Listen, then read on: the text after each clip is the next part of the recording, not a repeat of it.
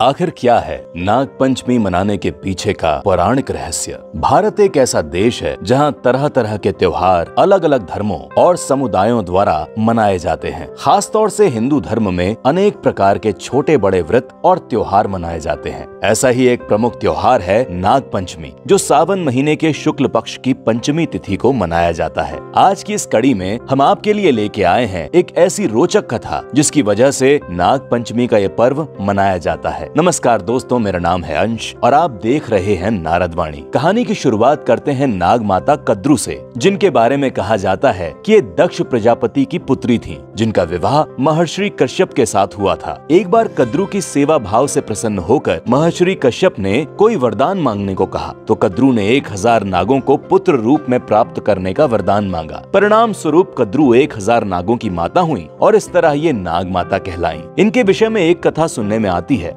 जिसका वर्णन भविष्य पुराण में आता है कि जब राक्षसों और देवताओं द्वारा सागर मंथन हो रहा था, उस समय कई तरह की बहुमूल्य रत्न और वस्तुएं समुद्र से प्राप्त हुईं। उसी दौरान उचैस्रावा नाम का एक सफेद रंग का घोड़ा सागर से निकला। इसे देखकर नाग माता कद्रू ने अपनी सौत विनीता से कहा, देखो ये घोड़ा कितना सुंदर है। इसका रंग तो बिल्कुल सफेद है, लेकिन इसके बाल बहुत काले हैं। इसके जवाब में विनीता ने उत्तर दिया कि ये घोड़ा इतना भी सफेद नहीं है जितना तुम समझ रही हो, और ना ही इसके बाल काले हैं। विनीता के इस उत्तर को सुनकर कद्रू ने एक शर्त रखी और कहा कि अगर मैंने तुम्हें इस घोड़े के बालों को काला दिखा दिया तो तुम्हें मेरी दासी बनना स्वीकार करना पड़ेगा, लेकिन अगर मैं इस घोड़े के बाल को काला नहीं दिखा पाई तो तुम्हारी दासी बन जाऊंगी। विनीता ने कद्रू की शर्त को मान लिया और दोनों अपने अपने स्थान को वापस चली गईं। कद्रू के मन में छल का भाव आ चुका था और वो अपनी शर्त किसी भी तरह मनवाना चाहती थी। इसीलिए उसके दिमाग में उपाय सूझा और उसने अपने नाग पुत्रों को बुलाया और अपनी शर्त के बारे में सारी बातें विस्तार से बताईं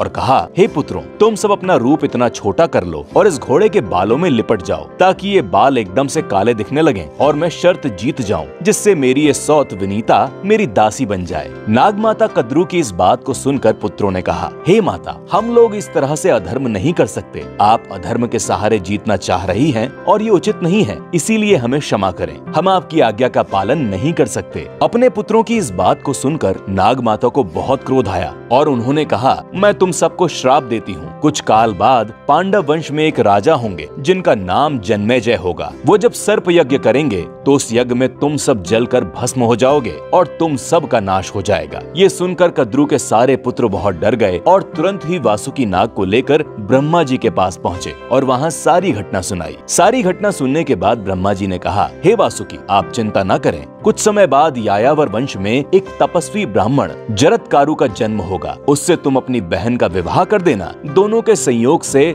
आस्तिक नाम का प्रतापी पुत्र जन्म लेगा, जो राजा जन्मेजय द्वारा किए गए सर्प यज्ञ को रोककर तुम सबकी रक्षा करेगा। ब्रह्मा जी के कहे अनुसार समय आने पर आस्तिक मुनि ने राजा जन्मेजय के सर्प यज्ञ को रोककर सभी नागों की रक्षा की। जिस दिन आस्तिक मुनि ने नागों की रक्षा की वो दिन पंचमी का था और संयोग से ब्रह्मा जी ने जो वरदान नागों की रक्षा के लिए दिया था वो दिन भी पंचमी का ही था। इस वजह से ये पंचमी का दिन नागों को बहुत प्रिय है। इस दिन नागलोक में एक खास उत्सव मनाया जाता है। भविष्य पुराण में नागों पर दूध चढ़ाने के विषय में एक आध्यात्मिक कारण ये भी बताया गया है कि नाग पंचमी वाले दिन सर्पों को दूध चढ़ाने से सर्प भय नहीं रहता और जो भी व्यक्ति नाग पंचमी के दिन पूरे विधि विधान से सर्प और नागों की पूजा करता है उसे नागलोक में स्थान मिलता है। सर्पों की शारीरिक संरचना के विषय में भविष्य पुराण में एक और रोचक तथ्य बताया गया है और वो ये है कि सर्पों की मृत्यु कुछ इस तरह से होती है जैसे मोर से, मनुष्य से, चकोर पक्षी से, बिल्ली से, सुअर, बिच्छू, गाय, भैंस, घोड़े आदि के पैर से दब जाने के कारण। अगर सर्प इन सब से जीवित बच गया तब सर्प 120 साल तक जीवित रहता है। सर्प के जन्म लेने के 7 दिन बाद दांत उगते हैं और 21 दिन बाद इनमें विष आ जाता है। सांप के 240 पैर होते हैं जो गाय के रोए के तरह बहुत ज्यादा छोटे होते हैं, जिन्हें हम साधारण आंखों से नहीं देख सकते। ये पैर सांप के चलते समय बाहर निकले रहते हैं और बाकी समय ये अपने भीतरी भाग में चले जाते हैं। जिस सांप के दांत लाल, नीले और सफेद रंग के होते हैं उनके विष का वेग बहुत कम होता है और इनकी आयु भी बहुत कम होती है। तो ये थी नाग पंचमी से संबंधित कुछ ऐसी गूढ़ बातें जो आज हमने आपके साथ साझा की। ऐसे ही और गूढ़ रहस्यों को जानने के लिए जुड़े रहें नारद वाणी के साथ। मिलते हैं अगले एपिसोड में, तब तक के लिए नमस्कार।